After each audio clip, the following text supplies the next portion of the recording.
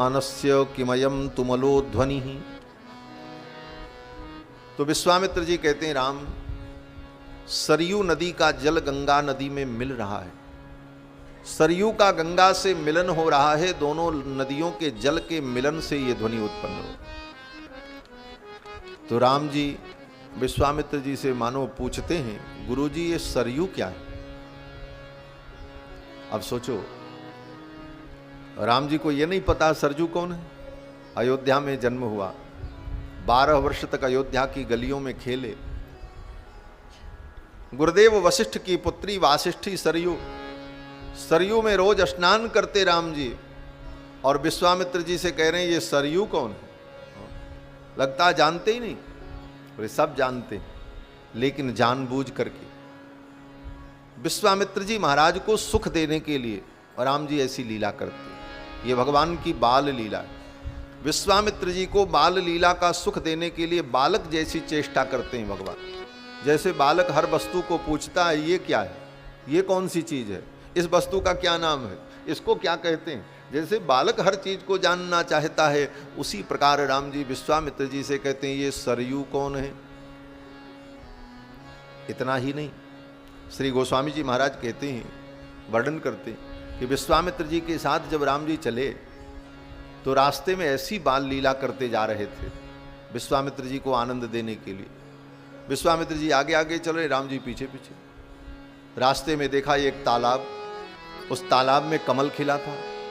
राम जी दौड़े दौड़े उस तालाब में घुस गए पानी में, और जाकर के कमल फूल तोड़ने लगे। विश्वामित्र जी दौड़े, अरे बेटा रुको रुको, भीतर मत जाओ, पानी गहरा है। किसी प्रकार बुला करके बाहर निकालते। पैठत सरनी सिलन चढ़ चितवनी। रास्ते में कोई ऊंचा पर्वत, कोई मट्टी का टीला, कोई बहुत ऊंची शिला दिखाई पड़ जाए तो राम जी दौड़ करके उस पर चढ़ जाएं और चढ़ करके वहां से नज़ारा देखने लग जाएं। वहां का नज़ारा क्या। विश्वामित्र जी गए, राम नीचे उतरो नीचे उतरो, कहीं पैर फिसल गया, कुछ हो गया, चोट लग जाएगी। किसी प्रकार विश्वामित्र जी राम जी को नीचे बुलाते। पैठत सरनी सिलनी चढ़ चितवनी, खग मृग बन रुचिराई। खग मृग और बन की जो रुचिरता है उसको राम जी देखते। सादर सभय सप्रेम पुलक मुनि, पुनि पुनि ले बुलाई।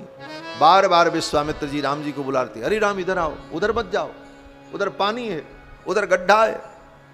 ऐसी चंचलता पूर्वक लीला करते हुए भगवान विश्वामित्र जी को सुख देते।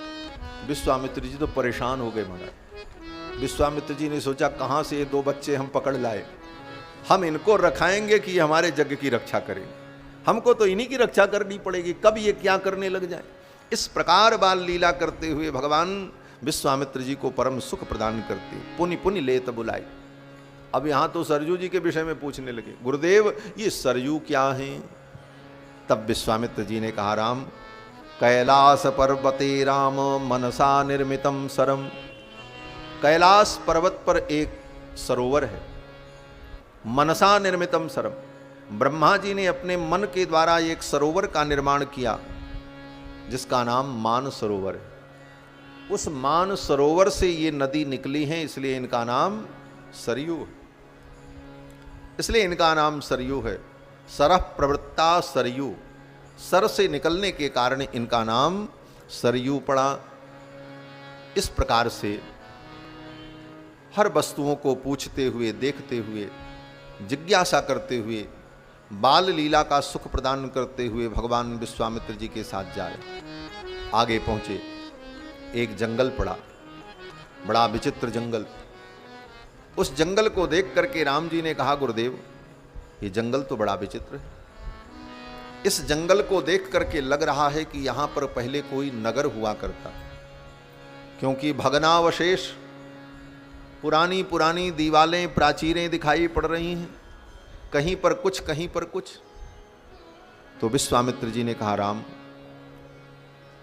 ये जंगल पहले बहुत बड़ा जनपद था, और 2 जनपद मलद और करूष, मलद और करूष नाम के 2 जनपद सटे हुए 2 जनपद थे, और बड़े स्फीत जनपद। स्फीत माने खूब समृद्धशाली थे। और इस जनपद में एतौ जनपदौ स्फीतौ पूर्वमास्ताम नरोत्तम, हे नरोत्तम, हे पुरुषोत्तम, ये दोनों जनपद बड़े स्फीत जनपद थे, सब प्रकार की समृद्धि यहाँ पर थी। लेकिन यहाँ पर दो राक्षस आ गए, सुबाहु और मारीच, और उनके साथ एक राक्षसी ताड़का। इन सब ने मिलकर के इस नगर के लोगों को समाप्त कर दिया और ये पूरा नगर जंगल बन गया। ये बड़ा पवित्र स्थान था। सतयुग में जब देवराज इंद्र को ब्रह्म हत्या लगी थी, उस समय देवराज इंद्र की ब्रह्म हत्या को दूर करने के लिए देवताओं ने यहीं पर आकर देवराज इंद्र का अभिषेक किया था। पुरा वृत्तबधे राम मलेनम समभिप्लुतम। जब वृत्रासुर का वध किया इंद्र ने, तो वृत्रासुर तो ब्राह्मण था, भले उसका नाम असुर है। असुर का मतलब, असुर माने सुर विरोधी। असुर का मतलब होता है सुर विरोधी। ये असुर शब्द में नए समास है, और नए समास कई अर्थों में होता है। कहीं विरोधी अर्थ में नए समास होता है, कहीं अल्प अर्थ में होता है। अलग अलग प्रकार से नए समास के भेद होते हैं। अगर असुर का अर्थ ये किया जाए, न सुरा असुराह, जो सुर नहीं है वो असुर, तो फिर हम आप सब असुर हैं, क्यों, कहाँ देवता है। न सुराह असुराह, जो सुर नहीं है वो असुर, तो फिर तो मनुष्य पशु पक्षी सब असुर। तो कहते नहीं, वहां पर जो नए समास है वो विरोधी अर्थ में, सुर विरोधिनः असुरा, जो देवता के विरोधी हैं वो असुर कहलाते। तो वृत्रासुर था तो ब्राह्मण, लेकिन देवराज इंद्र से उसका विरोध था, इसलिए असुर। यज्ञकुंड से उत्पन्न हुआ था वृत्रासुर। वृत्रासुर को जब इंद्र ने मारा तो इंद्र को ब्रह्म हत्या लग गई, और उस ब्रह्म हत्या से जब इंद्र व्याकुल हो गए तो देवताओं ने यहीं पर ला करके देवराज इंद्र का स्नान कराया, कलश से अभिषेक किया। कलशै स्नापयामासुर्मलं चास्य प्रमोचयन, और मंत्रों के द्वारा अभिमंत्रित जल से देवराज इंद्र का जब अभिषेक किया तो देवराज इंद्र ब्रह्म हत्या के मल से मुक्त हो गए। उनकी ब्रह्म हत्या का मल यहां पर